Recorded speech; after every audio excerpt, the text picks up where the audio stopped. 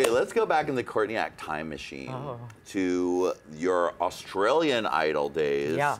Tell me about that. Now, I know there's the legend. We've heard the legend, how you went and you auditioned as a man and didn't quite work. And so you said, I'll gag them. And you went back as a lady. Yeah. And it was so much fun. It was a lot of hard work because I got kicked off as a boy. Right. So I had to do the whole thing as Courtney. So like we would the whole thing as Courtney, I literally right? had to wake. It was like living as a woman for that period of my life. I would wake up in the morning like 2 hours before all the other girls and beat my face. And thankfully I was 21, so I didn't have.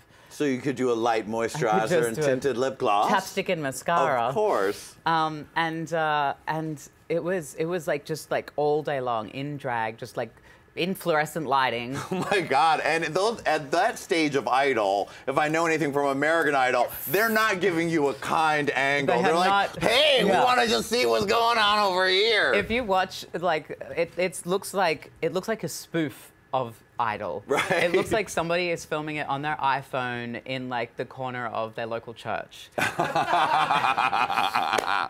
who are the judges on that? Anyone we'd know? Nobody that you'd know. There's like the Simon Cowell-esque judge, Ian Dixon, Dicko, Mark Holden, and Marsha Hines. Marsha Hines is an American lady. I think she like came to Australia in the 70s because she was playing a role in Hair, the musical, and she never left. Yeah. I thought you maybe had Danny Minogue as a judge. She's a judge on she's X Factor, right? Yeah, and we had Jerry Halliwell as a judge on one of those shows. Kylie Minogue is currently a judge on The Voice, or I might have just finished. Ricky Martin. See, this is the thing. So you got all the good celebrities after you left. Well, right? I know. Who do we have? What the hell? Well, the thing about Australia is that for so long, we have our own celebrities in Australia. A lot of my American friends are kind of fascinated to learn that like we have like Australian celebrities that nobody anywhere else in the world has ever heard of, but we've started like importing like old Spice Girls and things like that to like judge these competitions. And it's, I mean, I imagine, I don't know what the Spice Girls mean to you, but if Jerry Halliwell were to be my mentor, like it was my goal in life in 1996 to be a Spice Girl. Wow. And in many ways... You did it! I did it! You did it! You did it! So how famous did you get on Idol in Australia? Like, what place did you come in? I came 13th. 13th. So that's still pretty big, because it was huge at that time, right? It was the most watched television event since Princess Diana's funeral. Whoa. So it was... You know, the funny thing was... And less depressing. That's depressing.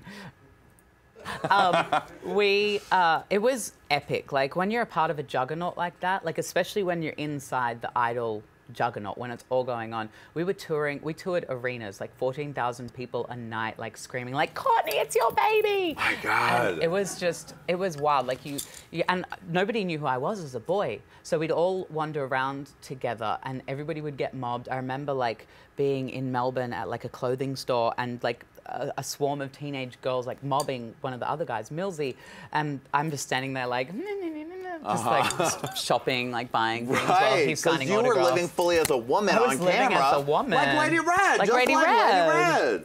She also wakes up early every morning to put her makeup on, and I shoot her from unflattering angles. And she all the time.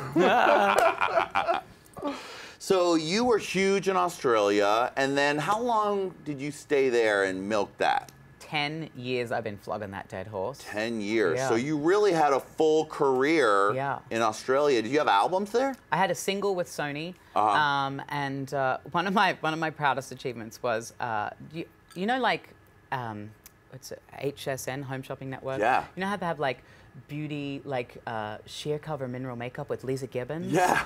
I was the Lisa Gibbons of You had Australia. your own HSN type show? No, well, it was on morning television. So like, like on the morning show. Oh yeah, so you had your own segment. My own segment on all of the network channels in Australia, selling makeup to the women of Australia, like in full drag at like 6 a.m. And it was just so like it seemed really normal, and then when I'd like step back and think about it, I'm like, this is kind of twisted. It's super subversive. Right? I love it. And I'm like doing makeup on like real girls, and, and it was always like this innuendo with the host. I was like, I'm going to do something I've never done before, Glenn. And he's like, whoa, I hate to imagine what that could be. No, silly, come into the studio without makeup on. You're like, by the way, Glenn, I'm gonna fuck you up your ass later, Glenn. I'm gonna fuck you up your ass later, Glenn. So then you decided, I've done Australia, let me come to America. Yeah. Now, was that a harsh reality? Like to be like, I'm here, West Hollywood. Hello. Hello. Me, Courtney Act. Hello. Remember where? Hello. It was fun. I mean, you know, my career in Australia had ups and downs. And so I, you know, there was good times and there was hard times. So Right. I'd had, the good thing is that like Australian Idol like burnt so brightly, so fast, and then it kind of all went away. And then it was like, oh. And when you start to judge your own self-worth based on what other people think, and then it goes away. Then you got that big fame, so everybody was talking about you, and then it's gone, and you were alone. young, so that can get in your brain where you're like, I am amazing, more attention, please. And then when it all ends, you just kind of like, you really have to.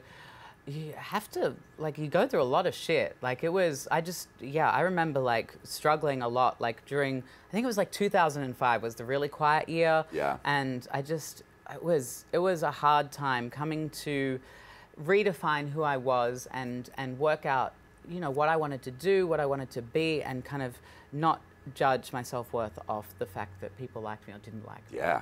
And oddly, it was one of the hardest struggles, but it was also one of the greatest, like, rewards, because afterwards I was like, oh, now I'm not doing this because I want to be famous or because I want people to like me. I'm doing it because I love it.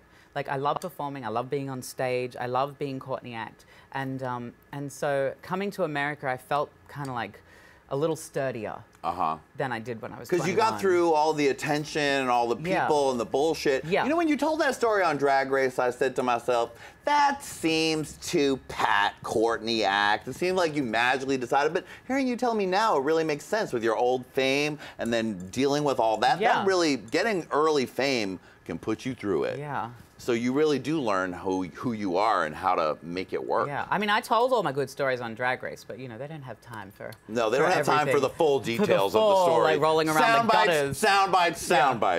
Yeah, and I'm like, and then there was 8 of us in a toilet cubicle, and we don't have time for that. I'm shocked. So you came to WeHo and you started just performing around. Yeah, and I was hosting at Revolver, and you know, the interesting thing again was it was humbling going from, you know, doing you know, a lot of more high-profile gigs in Australia to I was earning less money when I got to WeHo than I did when I was 18 years old, when I was first starting drag. Because they were like, sure, we'd love to have you, Courtney. It's $75 for the night at Revolver. Plus tips. Plus tips, don't worry. You're like, Johnny, I made $75,000 in Australia. And so I'm like, 75? Oh, great, Oh, yeah, wonderful. And they're like, there's a few zeros missing on this check. Here you go. You're going to pay me in cash? Oh, wonderful. Okay. Yeah, and so, no, but it was actually so much fun because I've always been afraid of karaoke, first of all. Like, as a singer, it just seemed like there were too many variables, and doing karaoke at Revolver was so much fun. Like, just getting to become acclimatized and accustomed to the ways of America and the ways of Santa Monica Boulevard and meeting all of the people. Meeting Lady Red. You met Lady Red? I met Lady Red. Yeah, we didn't meet each other. She was so nice to me, and I still lost the fucking contest. I wanted you to win. It wasn't my choice, Lady Red. I was like, I want Lady Red to win. I know. I love you. Who did win that year? Was it, did Angel win? No, it was some fat girl named James. But fat girl named James does not have her own show called Hey Qween with a new sparkly red couch. So fuck that bitch, Lady Red. Yeah! Let's hear it for being mean to some poor queen we've never heard of. That's the kind of show we are, Courtney. So then you, excuse me. I think we just caught that on camera. I hope so. I burped right into my microphone. Is a real person with digestive problems. And my tits falling out. Your tits are falling out. One of my fingernails fell off. I was frying some chicken earlier.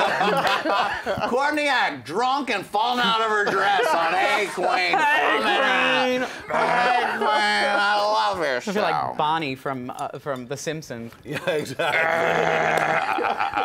For more Hey Qween, check us out on theStream.tv. Subscribe to us on YouTube and Daily Motion, and follow us on Twitter and Facebook. and we'll just have a gay old time, right, baby? Yes, honey. Yes, honey. Yes, honey. Hey, Qween.